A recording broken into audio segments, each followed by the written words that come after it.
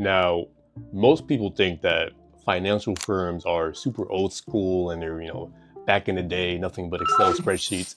And that's true to some extent, but they do have modern systems and technology that they use to stay ahead of everything. They run on technology that's correct. Everything is tracked, logged, and automated for compliance. And it's not just red tape, but it's how they buy their time back. And in case you weren't aware, there's a lot of paperwork, a lot of fine lines and legal notices. There's a whole bunch of reading and activity and manual work.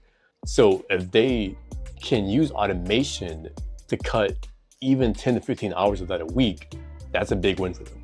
And what's crazy about that is that same logic that they use to manage $1 million portfolio can be used for solo agencies or very, very small teams and small business. Now let's get into compliance and accountability systems. Realistically, RIAs, anyone in finance, pretty much have to track everything that they do.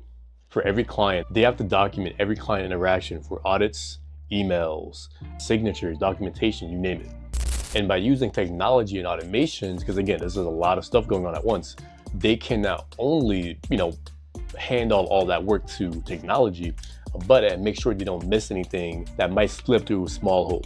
It makes sure every summary from a call is saved automatically, every email interaction is uploaded automatically to the CRM. You get the idea. And at the end of the day, it makes sure that a follow-up is generated so nothing is left on a dead end or open into the air. Now, if you're watching this, you might not be an RIA or in finance, so you don't really have to face the SEC. They're not looking through the window watching you 24/7. But there's most likely still some type of guidelines or rule book that you have to follow. You need to be accountable for what you're doing in your business, regardless of your industry. And because of that, you can use automations to log all of your client messages, emails, invoices, documentation, etc., even your milestones. If for some odd reason you ever had to go back and look at a message or say, wait, did they ever pay me? Did I forget to send an invoice out? You automatically have that done and taken care of because of automation. So it's all really the same thing. It's just the rule book might be changed depending on the industry and the niche. Advisors and even people in the medical field, they have to stay compliant and track all of this stuff because the penalty is going to be massive. However, even if you're a creator, the penalty might not be financially, a burden, but it could be a loss of trust. Now, someone in the finance field might have to do quarterly checkups or quarterly reviews, reviewing milestones, etc. Right? I'm not gonna get too much into the jargon and all that, but every quarter, 3 to 4 months, they have to make a report. And if they're managing 50 different clients, then it's gonna be kind of hard to really stay on top of all of them and make sure the report for this person gets generated and contacting this one to follow up with a meeting, etc., which is why they have automations. Now, typically most CRMs should be able to say, okay, this person has been contacted in 90 days. Let's generate a report based on their documentations and all their assets, etc., and send them something out and then ask them if they want to book a call to go over everything. Now, again, if you're a creator and if you're a coach, if you're in a niche that doesn't necessarily have quarterly checkups, you still got to do some type of client check-ins or meetings just to touch bases again.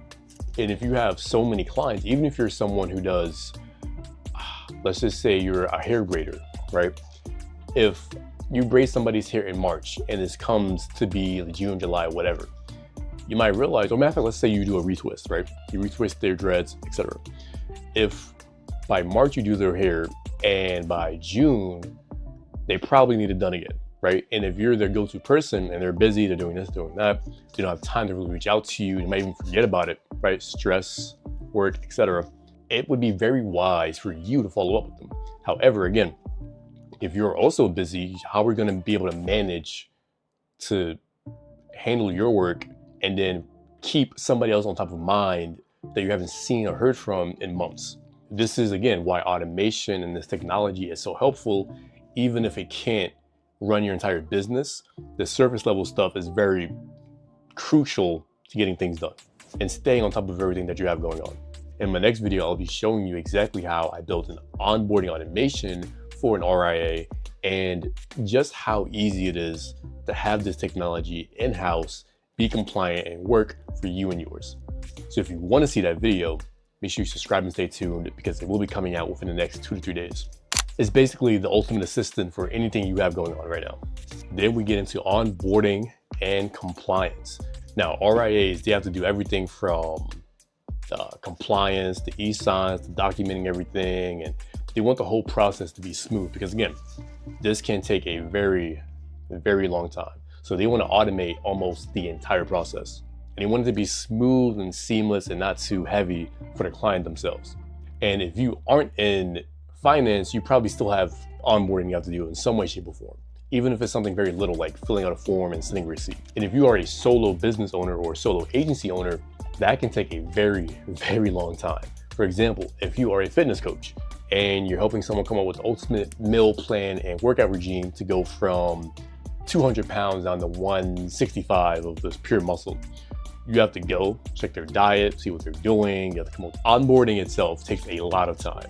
And the smoother the process is, not only for you, but your client as well, it just creates a better environment for you, for everyone you're working with. It makes things seem more professional and more productive. Now, that leads us over into ownership and control of data. Now, RIAs, they can't just throw their client information into a random cloud service like AWS or ChatGPT, etc., without really knowing what's happening to it. Because again, there's a big penalty if something goes wrong. So they have to be very careful with everything that they do to stay compliant. They have to make sure that not only their database and their server is secure itself, but their CRM and any extra software or tools that they're using. And again, as a solo business owner or agency owner, you might not have that same type of compliance bottleneck, but you should want to make sure that your information, and especially your client's information, is secured at every single point within your business. Regardless of what the brand is, if it's a medical brand or finance brand, etc., leaking of information, like getting hacked, ruins a reputation. It can completely ruin a business, regardless of what industry you're in. Which is why storing all of your private information into a basic Google Sheet or even an Airtable sometimes might not be the best option, because then you're giving all that control away to a third party that you'll never really meet. If you go up and down my YouTube channel, my Instagram, TikTok, whatever, you'll see a whole bunch of posts and content around owning your data and owning everything that you do. Like the idea of just giving your entire business, like the platform, the foundation of your business away to a completely different company, is kind of asinine to me. Like earlier in October this year, 2025, when AWS went down, there was like millions and millions of dollars lost because people could no longer operate their business. And now because of that situation, like still depending on third parties for everything in your business is just insane to me. If you need someone to host your app or platform because you can't do it yourself, you don't have the hardware or you don't have the capital to get that up and running, okay, that's understandable. But every single piece of your business is being owned by a third party. That's not acceptable in 2025, especially when it's this easy to create your own solutions and in-house software. And if you need any help with that, or you want to see if that's really possible for you in your current situation, click the link in the description. We can sit down for 10-15 minutes on a call and really audit everything that's happening in your business right now. And we can go over how we can take you from renting your business to owning it. It doesn't really matter if you're managing a portfolio of millions of dollars in assets or you just make videos online about fitness. Every niche has its own specialties and compliances, etc. But regardless of that situation, less control means more chaos. And again, there's a reason, even if you're not compliant or you don't have legal restraints around how you can manage information, etc., at the end of the day, it's still important for you. And I can almost promise you that your client cares as well. And if a firm that has all these restrictions and compliance issues, HIPAA, etc., if they can automate 100 clients and be perfectly fine, you and your business, solo agency, etc., can do just as well with automations. And again, if you have any questions about that, comment down below, book a free call, reach out to me. Let's see what we can do. And if you're interested in owning your business instead of renting it, make sure you like, comment, subscribe for more videos. I appreciate you.